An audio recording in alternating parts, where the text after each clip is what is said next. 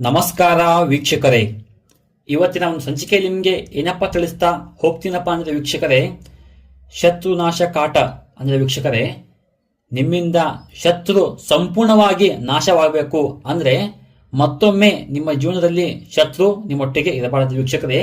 ನೀವು ಈ ರೀತಿಯಾದ ಒಂದು ಕಟ್ಟಿಗೆ ಗೊಂಬೆ ವೀಕ್ಷಕರೇ, ಹೌದಾ, ಈ ಒಂದು ಕಟ್ಟಿಗೆ ಗೊಂಬೆಯನ್ನು ತಗೊಂಡ್ಬಿಟ್ಟು ನಿಮಗೆ ಯಾವುದು ಶತ್ರು ಕಾಟ ಇದೆ ವೀಕ್ಷಕರೇ, ಅವರನ್ನ ಸಂಪೂರ್ಣವಾಗಿ ನಾಶ ಮಾಡಬಹುದು ವೀಕ್ಷಕರೇ, ಕೆಲವೇ ಗಂಟೆ ಒಳಗಡೆ. ಹೌದಾ ವೀಕ್ಷಕರೇ, ಆ ಒಂದು ಶತ್ರುವಿನ ಹೆಸರು ನೀವು ಈ ಒಂದು ಮೇಲ್ಗಡೆ, ಹೌದಾ ವೀಕ್ಷಕರೇ, ಈ ಭಾಗದಲ್ಲಿ ನಿಮ್ಮ ಶತ್ರುವಿನ ಹೆಸರನ್ನ ಬರ್ಕೋಬೇಕು ವೀಕ್ಷಕರೇ.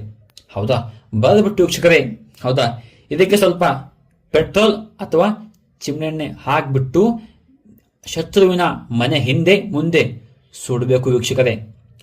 ಸುಟ್ಟಾದ್ಮೇಲೆ ವೀಕ್ಷಕರೇ, ನೀವು ಹೌದಾ ಈ ರೀತಿಯನ್ನ ಅಂದ್ರೆ ವೀಕ್ಷಕರೇ, ನೀವು ಮೊದಲಿಗೆ ನಿಮ್ಮ ಮನೆಯಲ್ಲಿ ಈ ರೀತಿ 2 ದೀಪ ಮತ್ತೆ ಒಂದು ಕಟ್ಟಿಗೆನ ತಗೊಂಡ್ಬಿಟ್ಟು, ಹೌದಾ, ನೀವು ಇದರ ಮುಂದುಗಡೆ ಕೂತ್ಕೋಬೇಕು ವೀಕ್ಷಕರೇ. ಹೌದಾ, ಕೂತ್ಕೊಂಡ್ಬಿಟ್ಟು ವೀಕ್ಷಕರೇ, ನೀವು ಒಂದು 108 ಬಾರಿ ಮಂತ್ರವನ್ನ ಪಠಿಸಬೇಕೆ ವೀಕ್ಷಕರೇ. ಹೌದಾ, ಆ ಮಂತ್ರ ಏನಪ್ಪಾ ಅಂದ್ರೆ ವೀಕ್ಷಕರೇ, ಓಂ ಸಕಲ ಶತ್ರು ಕಾಟವೇ ಭಸ್ಮಂ, ಓಂ ಸಕಲ ಶತ್ರು ನಾಶವೇ ಪಟ್ ಸ್ವಹ. ಈ ಮಂತ್ರ ನೀವು 108 ಬಾರಿ ಪಠಿಸಿ ವೀಕ್ಷಕರೇ, ನಿಮ್ಮ ಶತ್ರು ನಿಮ್ಮಿಂದ ಸಂಪೂರ್ಣ ನಾಶವಾಗುತ್ತಾನೆ ವೀಕ್ಷಕರೇ. ಹೌದಾ, ಈ ಒಂದು ಮಂತ್ರ ಹೇಳಿದಾದ್ಮೇಲೆ ವೀಕ್ಷಕರೇ, ನೀವು ಈ ಗೊಂಬೆಗೆ ಪೆಟ್ರೋಲ್ ಅಥವಾ ಚಿಮಣೆಣ್ಣೆ ಹಾಕ್ಬಿಟ್ಟು ಸುಡಬೇಕು. ಎಲ್ಲಿ? ನಿಮ್ಮ ಶತ್ರುವಿನ ಮನೆ ಹಿಂದೆ ಮುಂದೆ. ಹೌದಾ, ಈ ಕೆಲಸ ಮಾಡಿ ವೀಕ್ಷಕರೇ, ಒಳ್ಳೆಯದಾಗುತ್ತೆ.